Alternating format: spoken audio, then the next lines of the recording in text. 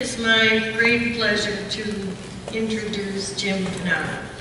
Jim has been diving and exploring the lakes in the Northeast since 1970 and has found over 200 shipwrecks in the Great Lakes, Lake Champlain, New York Finger Lakes, and in the Hudson, Mississippi, and Ohio rivers. In 1983, he discovered a unique horse-powered ferry boat in Lake Champlain. National Geographic featured the ferry boat in their October 1989 issue. In May 2008, Jim Canard and Dan Scoville discovered the 235-year-old British warship HMS Ontario, the oldest shipwreck ever found in the Great Lakes.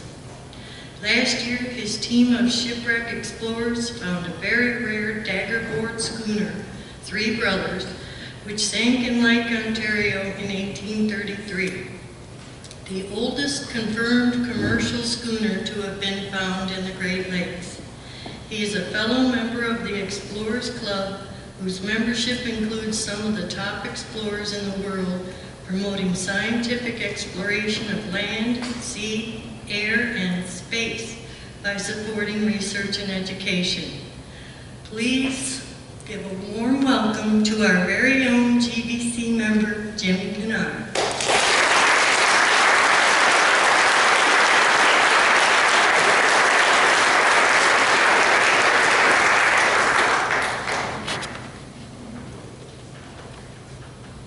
Stand by while we get the AV going. This is always a moment of truth.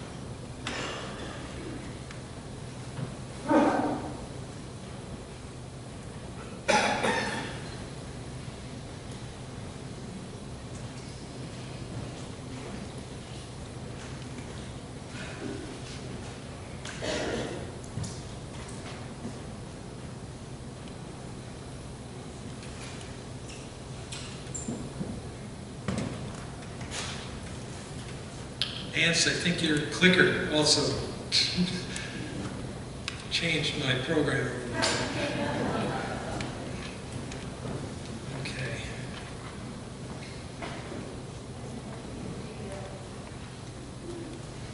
Oops.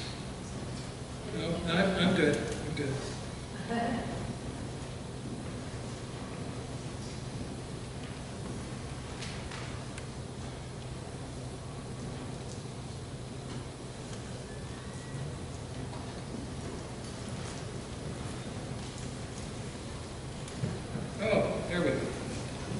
Well, good evening, everybody. Really pleased to be here and have an opportunity to share with you the oldest shipwreck ever discovered in the Great Lakes. And we think probably this is the oldest British warship that is fully intact that exists in the world. And what's cool for us is that this ship is local. It sank right out here in Lake Ontario.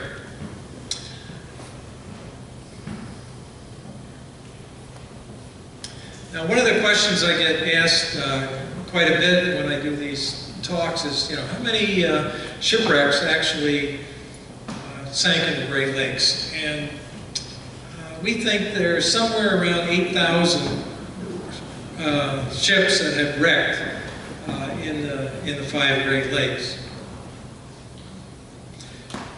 Now, this map maker would lead you to believe that Lake Ontario is loaded with shipwrecks. The best we can tell, about somewhere between 700 maybe to 800 ships wrecked in Lake Ontario, but not all exist today. A lot of them wrecked on shore.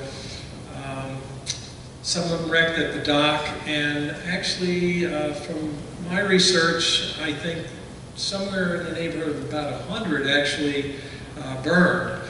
So today, more than likely, there's somewhere over 200 ships that still exist in Lake Ontario. Well, I've been doing this a long time, and I got my start back around 1970. I took a course at the Rochester Y, and started my diving career. And I actually did it down here in Canandaigua Lake, and for a couple of years I kind of scratched the rocks and the mud on the bottom. And then a friend of mine said, hey, let's go dive on a wreck up near Alexandria Bay. Now, this is called the Islander, and it's a tour boat that burned at the dock at Alexandria Bay. Very popular wreck site because you don't need a boat to get to it. You can just dive off the shore in about 40 feet of water. So that was my first wreck dive, and I thought, well, that's really kind of neat. And then about in the early 70s, a wreck off of Pulteneyville was found called the St. Peter, a 3-masted schooner. And I probably was maybe the first dozen or 2 dozen people that dove on the St. Peter, and it really got the bug for diving on shipwrecks. But I wanted to really maybe dive on something that nobody else has dove on. Well, we all remember this guy, I think, or a lot of us do, Jacques Cousteau, and we were hearing a lot about him back in the 70s and all the wonderful things he was finding in the world. And I thought, well, this would be really neat to do something like that. But also there are a few other people that were doing some spectacular things. A fellow named Bob Marks was finding a lot of the relics in the sunken city of Port Royal of Jamaica, and a fellow named Kip Wagner finding some of the treasure from the fleet of 1715 off the east coast of Florida. And then this happy guy, Mel Fisher, who reportedly found the Tocha with thought to be about $400 million worth of Spanish treasure on that. So you can see while he's smiling. And I thought, boy, I would love to do something like that. And the problem is I'm in my mid-20s, just started working. I got a house with a mortgage, I got a car payment, married, and the wife is talking about having kids. Oh man, I got responsibilities. I can't go running off to Florida and hunt treasure. So that kind of shot that idea. But then one day I was in the library in Rochester, and I saw this book called Directory of Shipwrecks of the Great Lakes. And I started to look through it. And every chapter is devoted to one of the Great Lakes. Now, you got to realize, or I realize now, I didn't then, that what these ships were carrying are pretty much commodities. Flour, wheat, coal, lumber, you name it. But this author decided, well, that's not that, that interesting. So on every other page of this book, he put some kind of treasure. And I'm believing it. And I said, oh boy, I don't have to, go south. We've got the Great Lakes right here. And then I saw this. This is a ship called the Ontario with $500,000 of gold and silver on board. And I'm saying, wow, if I could find that, it's retirement by age 35. Well, so I sent away to the UK for some information on this ship called the Ontario. And British warship, sunk in 1780. And so here's a builder's diagram of, this is what they actually used in the construction of the ship. That was the builder's plans. So I got those plans, and And then I got some other information, a little better than what was in this book, and I started to, to look for it. And the area where the Ontario supposedly went down is somewhere between Niagara and Rochester. And one of the problems is, this is in the 70s when I'm looking for this ship. And the instrument that I use is called the Side-Scan Sonar, and I'll talk about that in just a few minutes. But the problem we had back then is we didn't have GPS. There was, and before GPS, the navigation system that was used, that some of you voters are familiar with, I know, is called Loran. Now, the Loran would give us a position within about 50 feet, which was fine for what we're doing, so we could use that. But Loran didn't come in until around 1980. So the only positioning system we had, or could have, were you would set up these special microwave stations. They were expensive. They cost about $200 a day to rent. This is back in the 70s, so for a hobbyist, it was just out of the question.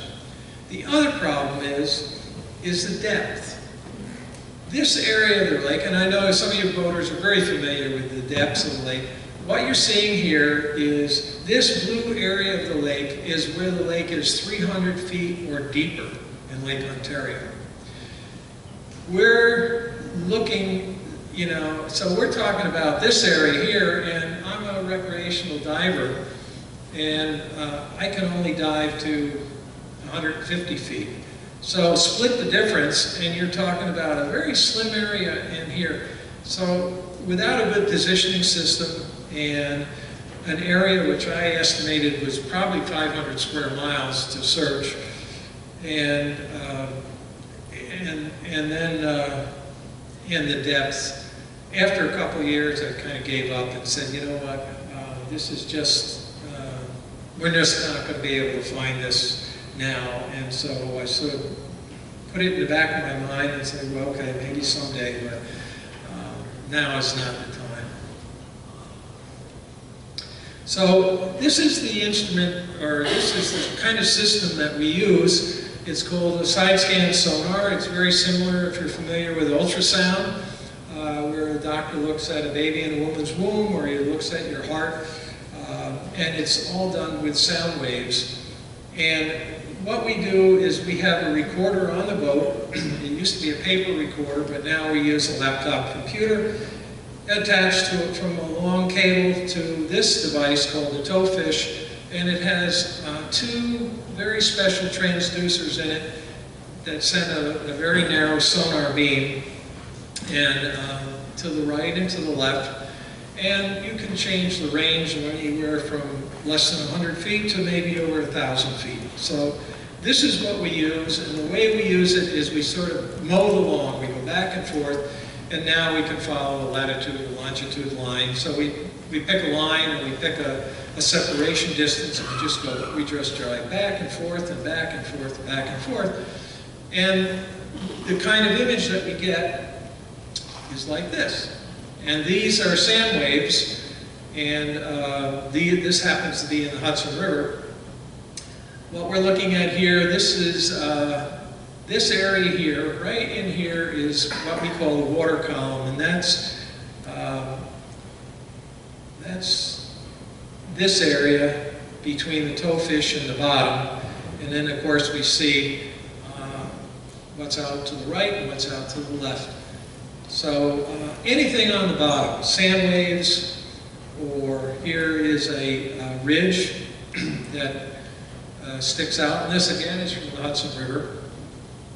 And for many of you that were here last month, and we heard Tim McDonald talking,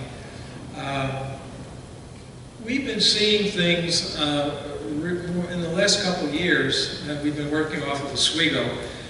In the last couple of years, we've been seeing something that looks like maybe an old riverbed, or portions of old riverbeds. And so I asked him about this, and in the last few weeks I did a little more research, and I found out that Lake Ontario has been higher than it was now, but it also was lower than it is now. And back about 4,000 years ago, it was 200 feet lower. So some of the things that we're seeing could be very possible remnants of an earlier time, and we're seeing where some of the old rivers were. And we're going to explore that some more. So it's not only just shipwrecks we're finding, but the bottom geology. Side-Scan Sonar was really used a lot by the oil companies, still is, as they need to understand what the bottom looks like when they're laying a pipeline. Obviously, they don't want to come across something like this, or if they have to, they know they're going to have to remove part of that ridge, or run into a shipwreck, or any other kind of obstructions. So the primary use of this is a lot by the oil companies. Of course, later on now, a lot of people are using it, like we are, for searching for shipwrecks. But also, as the sonars have become more and more advanced, they're starting to become used to actually find bodies underwater. These are actually anchor scour marks that I've also found in the Hudson River. But of course, our main interest is using this to find shipwrecks. And this is a 3-masted schooner that we found a few years ago, back in, I think it was 2011, called the Queen of the Lakes. And it's off of Sodus. And an interesting little story. The Queen of the Lakes actually was taking coal from Sodus. Now, there were 3 ports that ships would come to pick up coal to send up to Canada, and that was Oswego, Fairhaven, or North Fairhaven, and Sodus. The Queen of the Lakes was going with 480 tons of coal to Kingston, got almost to Kingston, and then ran into a northeast gale, I believe, and had to run from the gale, and and ran right back towards Sodus. But when they got about 10 miles from Sodus, the ship was leaking very badly. The crew got off just in time to watch the whole ship sink beneath them. Fortunately, the crew rowed to shore, and there were no casualties. Now, this is kind of an interesting shipwreck. This is called the Ocean Wave, and the Ocean Wave was a schooner that left Trenton, Ontario, with lumber. What these ships would do is from Canada, they would transport lumber down here, and then they pick up a load of coal, and then go back to Canada. This is the remains of the Ocean Wave, and here's a sketch by our team artist, Chip Stevens, and of what's left of it. Now, the interesting thing is that this ship capsized maybe about 10 miles north of Oswego, but it didn't sink. And it floated around for about 10 days, and dumping, it was upside down, so it's dumping just about everything off the ship. And the lumber ended up, that it was carrying ended up in Mexico Bay, and this ship we found about midway between Mexico Bay and the coastline of Oswego. Now, when we find these wrecks, a lot of times the information goes out on our website, but also it's picked up by local newspapers around the area, Associated Press, and we get feedback. We learn things that we didn't read in the newspapers at that time. And in this case, the great-grandson of Captain Brokenshire read the article, and he just happened to live in Geneseo. And so he got together with us and provided some additional information. And he got this letter was sent to one of the relatives after this incident happened, and I'll read to you basically what it says. And this was really, his partner wrote this, and it said his partner had borrowed the yawl just before the ship had sailed. And on returning the yawl to the captain, he says, "You better dry dock the yawl boat, for it was leaking." And Captain Brokenshire says, "That's all right, you know, she will do our turn. This is the last trip. We have good freight of lumber, and we'll pick up a load of coal in Oswego and go home with it to Coburg and settle down ashore for the rest of our lives." Well, and as he wrote here, the ocean waves sailed out of the Bay of Quinte to Oswego for the very last time. We would have never read this in any local paper, but it shows you kind of these guys needed that yawl because nobody survived on the ocean wave. The ocean wave got caught in, I think, about a 45-mile-an-hour wind and probably 12-foot seas. So this is just a little extra part of the story that makes writing that final chapter of that shipwreck really interesting.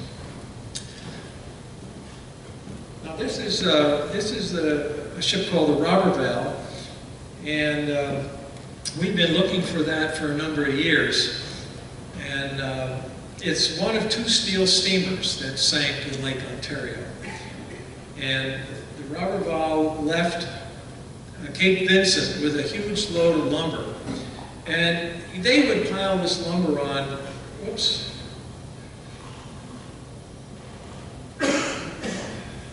They would pile the lumber on, I mean, really tall. I mean, so the boat was going from Cape Vincent to Oswego, got out about 16 miles from Oswego into with a northeast wind, and that lumber acted almost like a sail. So the boat capsized, but it didn't sink.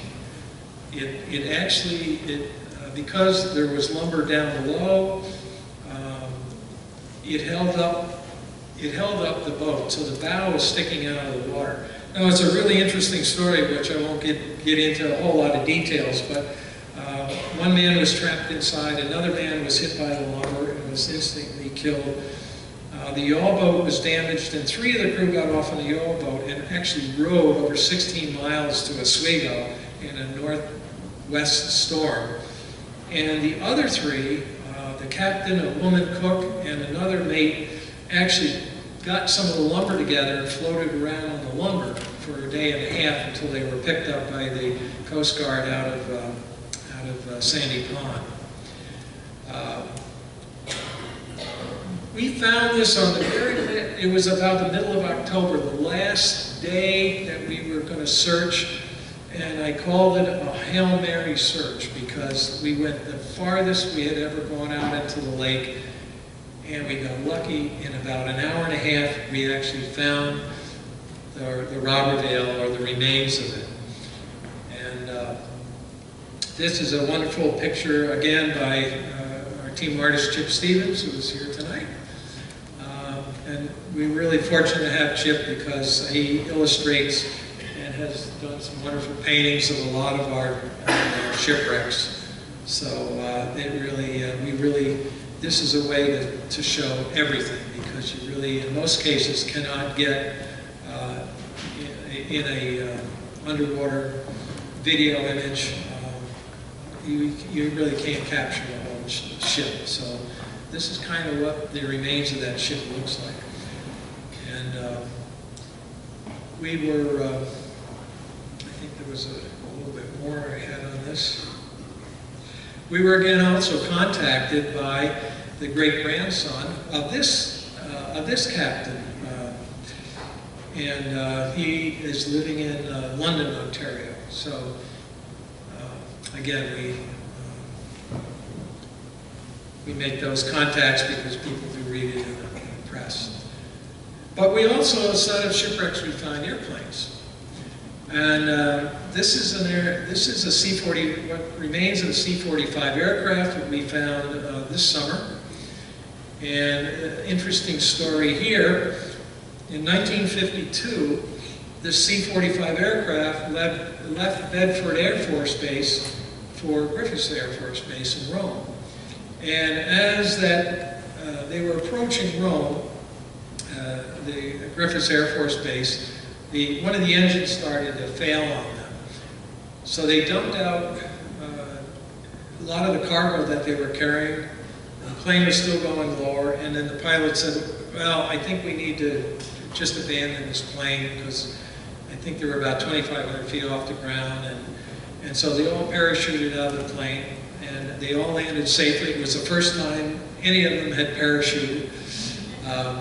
But fortunately, they were all safe. Well, guess what? The plane didn't go down. It went back up in the air, and it kept going for the next hour and a half, or hour and 10 minutes.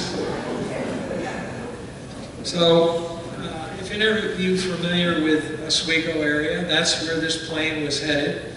And there's a place that's been around for years called Rudy's. And if anybody of you guys know Oswego, it's a very popular eating spot, fast food eating spot, just to the west of Oswego. And at 11 o'clock at night, the owner was out there, and he sees this plane going over, and saw a flash of light, and that was it. You know, the Coast Guard searched for they thought there were people in the plane. They searched for any bodies or remnants of the plane, and nothing showed up. Well, fortunately, as I said, the crew did abandon the plane and were safe.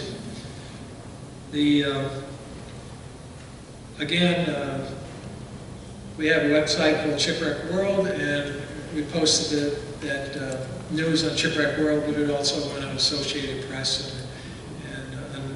and went all over the place. So, and we heard from the nephew of the captain of the plane, and he sent me a short email, and he said, the pilot Charles Callahan passed away a couple of years ago, but he said, the family used to kid him that his uncle had actually wrecked and walked away from more planes in the Air Force than anybody else ever did. So those are the little tidbits that, one of the reasons that we do try to get these stories out there is to get a little more information than normally we'd read about in the paper. So it is kind of fun to hear from some of the relatives. And for some of them, it's also closure, too. Well, let's get back to why we're really here tonight, is to tell you about the Ontario. Now, the Ontario was built actually in 1780. There were two warships that were built way up here in a place called Fort Haldimand. Now, Fort Haldimand is on an island called Carleton Island. And you can see what is the remains of Fort Haldimand here. Fort Haldimand was the base for the British operations for Lake Ontario. And in this area here, it's called North Bay. That's where the Ontario and its sister ship called the Mohawk were built. This is kind of a model of the Ontario, built by a friend of mine, Ray Peacock. There's well over, probably now, 15 years of work that is into this model. And it's probably the only model that is a true representation of the Ontario. We had 90 minutes of video that we took on the Ontario, and Ray came and sat down and made a lot of notes and built that model. So this is a drawing a painting by Peter Reinsbacher, a Canadian of the Ontario and the Mohawk off of Carleton Island. Now, in 1780, the British really ruled Lake Ontario. There's these 2 warships with 22 cannon on board. Nobody was going to challenge them. So they really ruled the lake.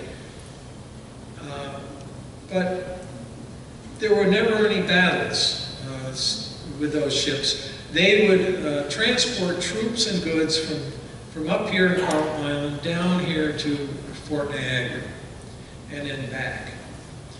So the Ontario did that for about 6 months. And then in the fall, it was actually October 31st,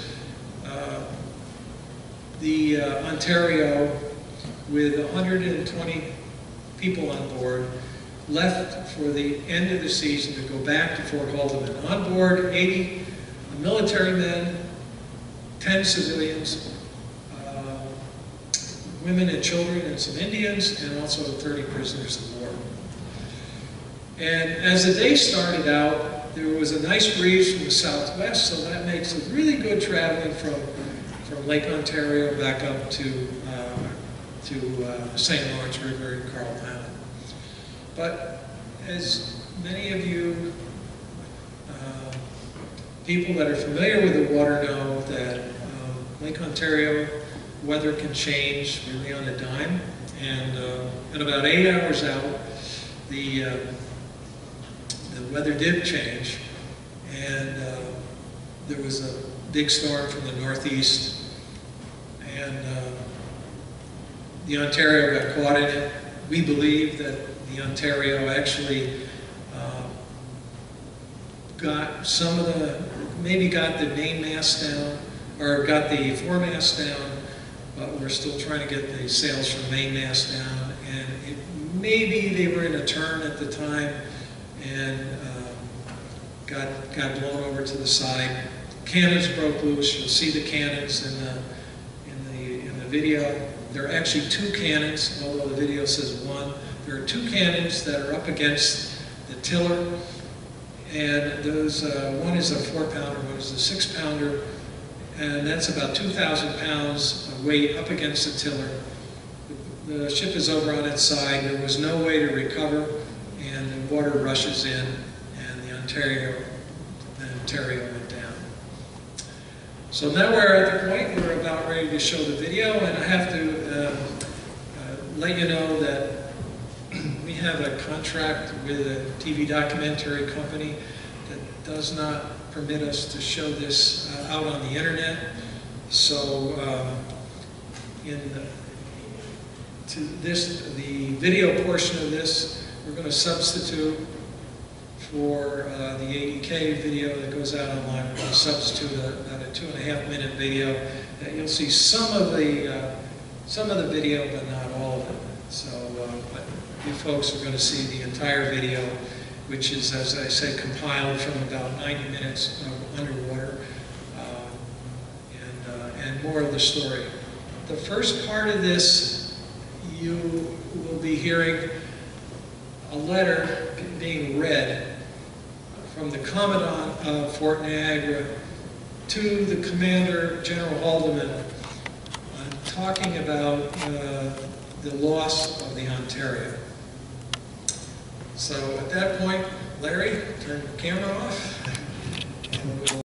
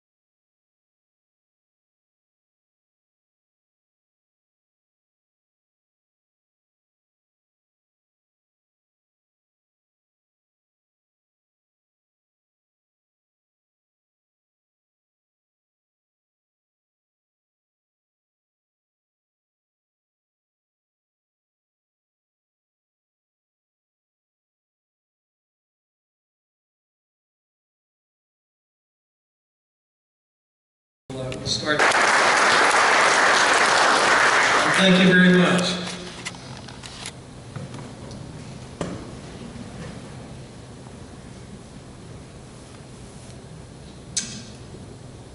And I guess well, one thing, if anybody's interested in a book, I do have a couple of books with me for sale. All proceeds go to help future expeditions. And at this point, I guess I can take some questions. I think we have a mic here too, right? For anybody that needs it. We can have the room lights.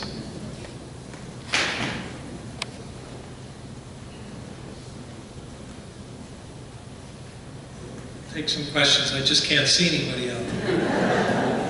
Yes.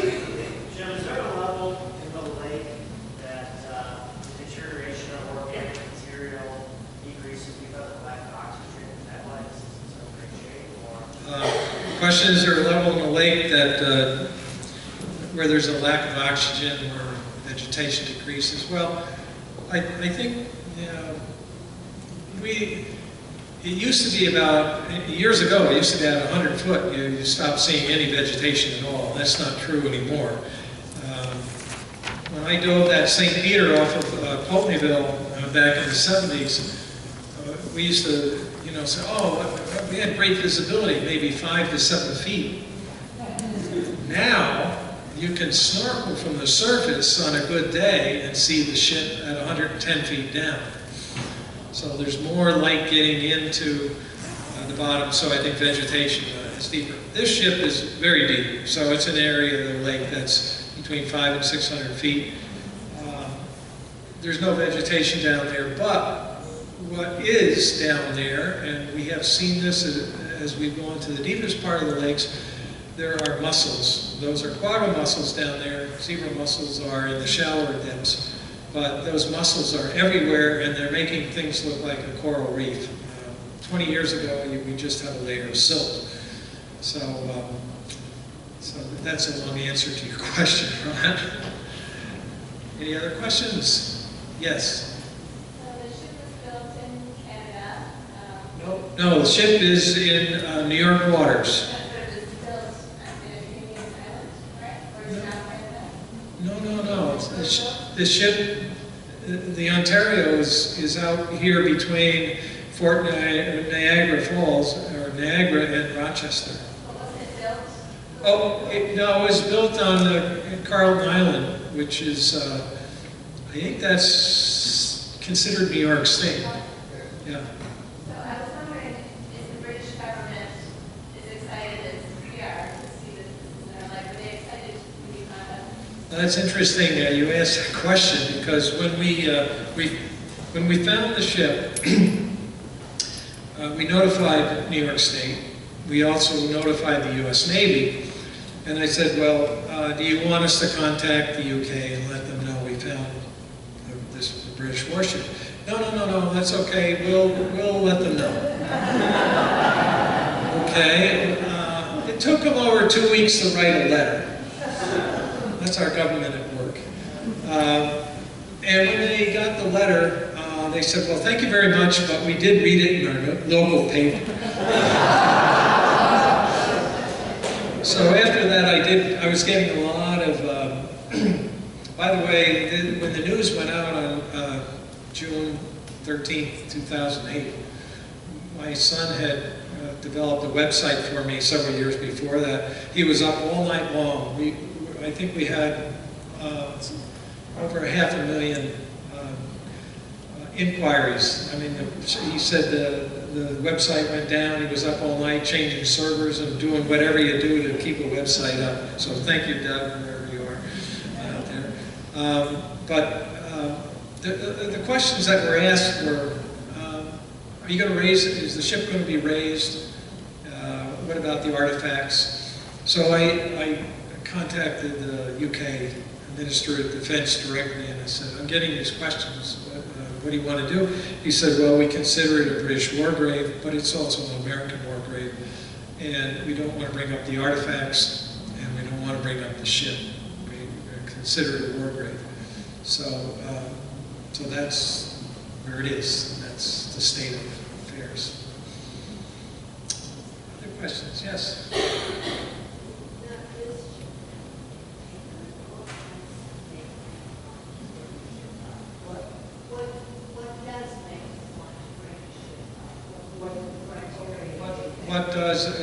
What does anyone want to bring it up? Or why would you bring it up? Yeah. Well, for one thing, I think a ship that's very special, like the Ontario, or of course, maybe some of you heard about the Vasa, which is a Swedish warship that I think sank in the 1600s. That they brought up and they conserved it, and it's located in Stockholm, Sweden. It's a Swedish warship.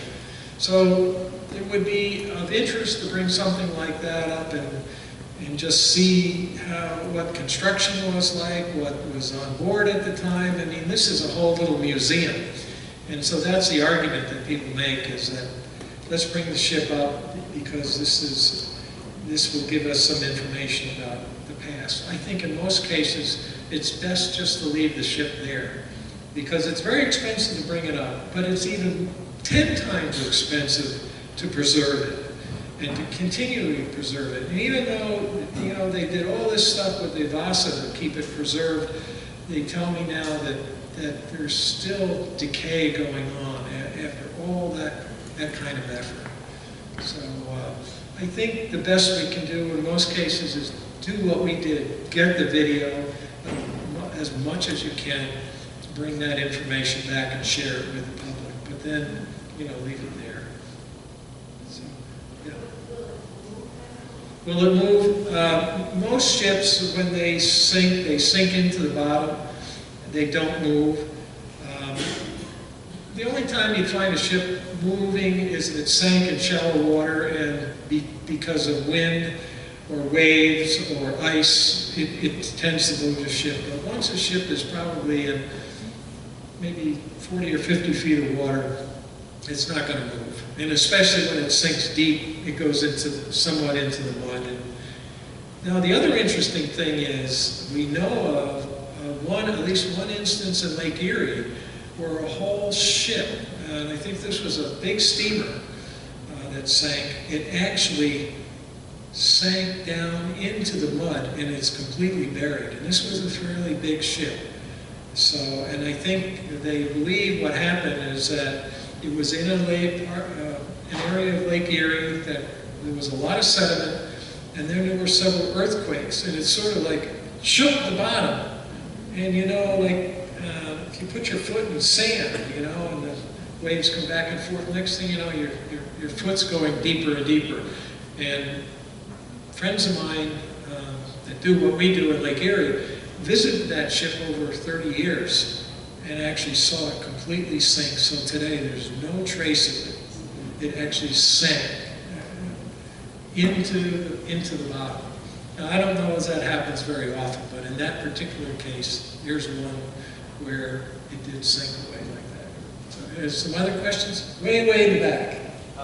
Do you have any rights as the discoverer of the ship to do what you want with the findings? Can somebody relay that?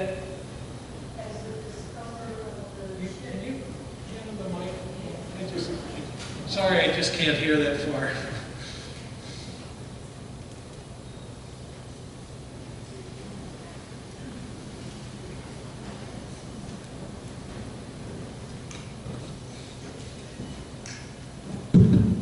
As the discoverer of the ship, do you have any rights to the finding, any of the findings? Can you do what you want, or is it like in the hands of the government? Right, do we have any rights to the findings? No, we don't. Ships that are 50 years or older are considered historic. And if they have been abandoned, then in New York State, they become property of New York State. Now, there's some cases where a ship was never abandoned, or maybe it's owned by the original owners, maybe it's owned by an insurance company, and both have not abandoned it. But in most cases, those ships are abandoned. So in that case, if belongs to the state of New York. More questions? Is the location of the wreck a secret or is it well known? Yeah, I heard that. Thanks. Yeah, when you say location of wreck, that my ears pick up. The location is not known, only 2 people know it, and that's Dan Scoville and myself. It's interesting that neither the New York State nor the Navy or the UK, none of them asked for the location. And we've had this discussion. We work closely with the state of New York and the New York State Department of Historic Preservation, and we've asked them, if we give you the location of where some of these wrecks for your information, can you guarantee that that information won't get out there and through the Freedom of Information Act? And although, they try to white out this kind of information, there's always that possibility that something goes out and the location gets out on the internet. So it's been our policy that we'll put the story up in the newspapers and on our website, but we don't publish the location of the wrecks. We feel they're little museums, and that someday if somebody, a group working with the New York State and through New York State and also a historical society wants to do a recovery and it's deemed a good thing to do recovery, let's say the artifacts, not the ship, then we'll provide the location. But otherwise, we're not given the location. Yes? Is there a record of the ship manifest? Is there a record of the ship manifest? There is some information of what was on board the ship. I can tell you that there wasn't gold and silver. And if you think about why there isn't, if any payroll was going somewhere, it would have been from Fort Haldeman to Fort Niagara. It wouldn't be going the other way. So there's probably just pocket change that's left. Other than that, we haven't found a manifest. There are some records of some of the people that were on board, but not all of the people that were on board. So, and on some of the other ships that we found, typically the cargo is mentioned in a newspaper report or a rec report during that time. So we've talked about here lumber. We know lumber, or we know it had coal, and so that pretty much defines what it had. And anything else that was on board was really just pocket change that people had. So, more questions? Way back there. So how do you finance these excursions? How do you finance your excursions to find all this stuff? Oh, how do we find out? No, finance. Oh, how do we pay for it? Only you would ask that question, Buy his book. We actually, up until a few years ago, we financed our own exploration. A few years ago, we are connected with the Great Lakes Historical Society, and they are kind enough to actually pay for our expenses. It doesn't pay for maintenance, and it doesn't pay for all our research and other efforts, but at least it pays for a couple burgers at McDonald's and some gas in the car and the boat. So that's nice of them to do that. So yes. As significant as this finding was, is there something greater you're still looking for? Is there something greater that we're looking for than this find? Actually, there would be.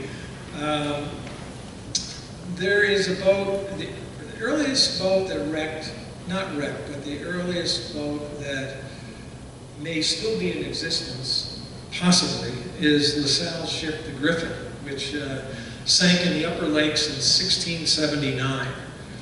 And there's a book that's just been written, which is on the front page of Shipwreck World, called The Wreck of the Griffin.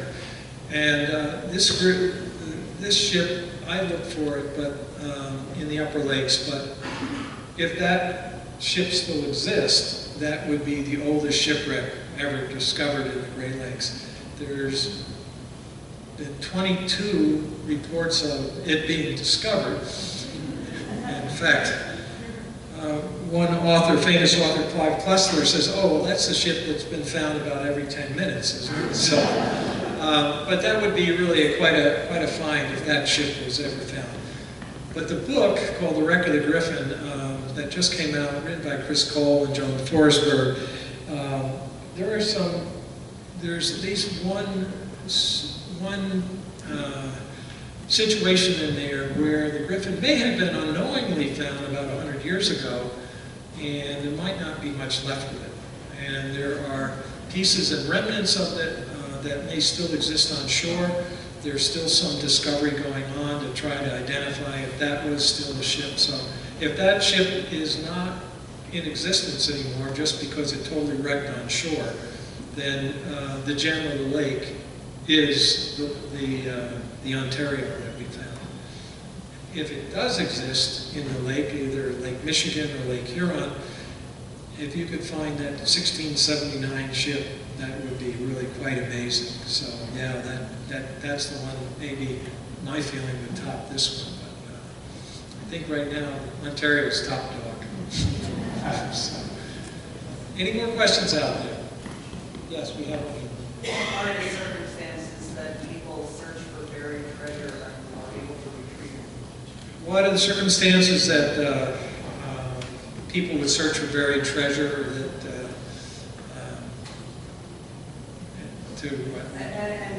and be able to keep it? Yeah. What kinds of shipwrecks?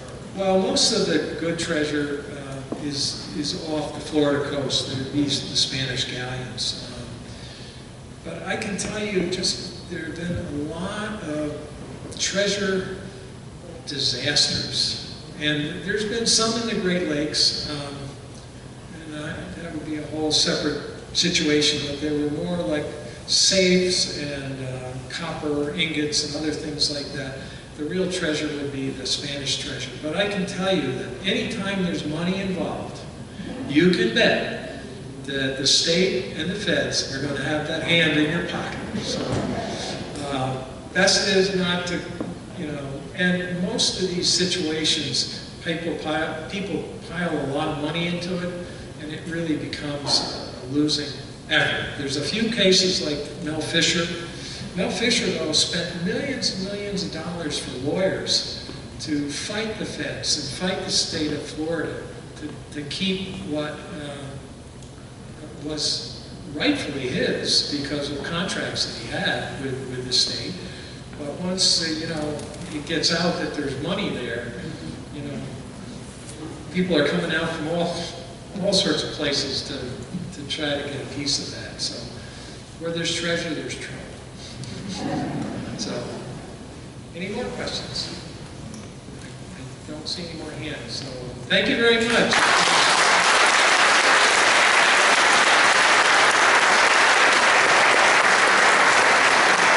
If you have any additional questions, I'll be over there. If you'd like to go, I can sign it as well.